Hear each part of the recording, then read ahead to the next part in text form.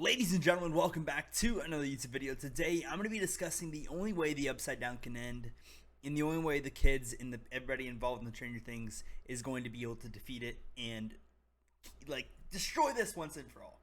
But before we get into it, though, make sure to drop a like on the video, subscribe, turn on post notifications. Let's go for 250 likes, and make sure to hit that sub button. But without further ado, let's get right into this theory. So, the theory is very confusing. It took me a while for me to understand it. But essentially, Vecna is the biggest part of the Upside Down. Vecna created the Upside Down with all these memories and all these. He's the master puppets, right? He created the Upside Down and shaped it to how he wanted it to be with all these people's memories, right? Well, if you remember when Vecna got hurt, the mind layer that Max was in was wiped out, right? Whenever he got hurt, it was wiped out. So Vecna needs to die, obviously, for the Upside Down to get destroyed.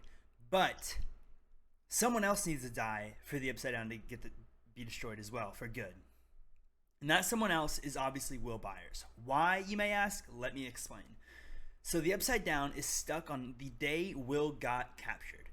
I believe that Will was the person who Vecna needed to start the process of gathering everybody with memories. So he put part of him in Will, right? He put the mind flayer in Will, and I believe it's still in him. And that's why Will could never die. That's why Vecna never killed Will, because it started with Will. Will needs to stay alive because Will's memories, a big part of Will's memories is a big part of the Upside Down. Because in season 2, if you remember, Joyce said, he always draws red. He always draws red. So Will was always drawing the Upside Down. He was always drawing what he was thinking in his head.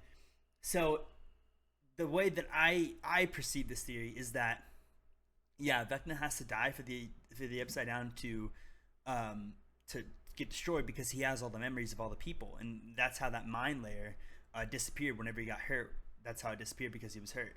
And that's how, Max didn't fully die, I guess.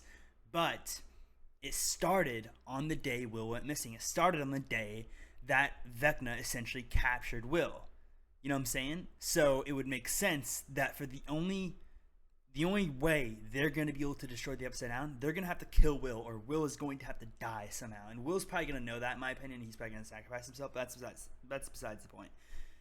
And I think the reason he's going to have to die is, number one, it started on 1983 when he died. So it started with him.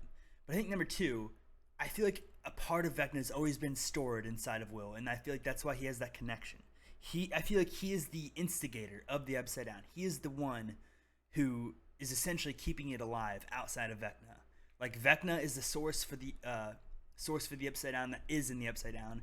And Will's the source for the Upside Down that's in the real world. You know what I'm saying? He is the connection. So I feel like that's how that's how they're going to destroy the Upside Down. They need Will to die because of that connection that Will has with it, and because it started with him and his memories. So let me know if that was confusing or not. But I think that really makes sense as far as my theory with Will dying at the end of the show, because it started with Will, now it has the end with Will. That makes so much sense for it to not to happen. Yeah, it's predictable, but you can't tell me that wouldn't be an awesome ending. I know we don't want Will to die because it's depressing. He's the outsider. He's always had trouble with his sexuality.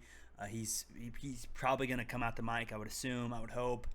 And it's going to be depressing because he's just been, like I said, the outsider who's just going to die and sacrifice himself. But he's going to be a hero. He's going to be a hero.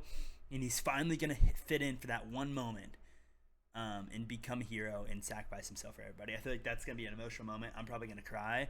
But I feel like that'd be a cool moment, a badass moment. I feel like it would make Season 5 great. And I feel like it makes sense. Will got captured first. He has to die. That's just how it has to go. Sucks to suck. No, I'm kidding. But tell me if you think it makes sense, or if you think there's too many holes in it or anything. Personally, I think it lines up very well, and I think I want to see it happen, to be honest with you. I think the Duffers need to do this, and I'm afraid they're not going to kill Will because of his whole storyline with Mike, but I don't know. Maybe they're gonna like fix that in Season 5. They probably will. I'm not the writer, so I don't know, obviously. But I feel like this theory ultimately, when you look at the grand scheme of things and not just the season 4 storyline, it makes sense. And I think, it should happen. But let me know what you guys think about this theory. Let me know what other videos you want me to make or other theories you want me to make as well. And let me know what your theories are in the comments or on my Instagram DMs. I read them all. So I appreciate all love and support, guys. Thank you for watching this video. Make sure to spend time with your friends and family and have a great rest of your day. I will see you guys in the next one. Peace out.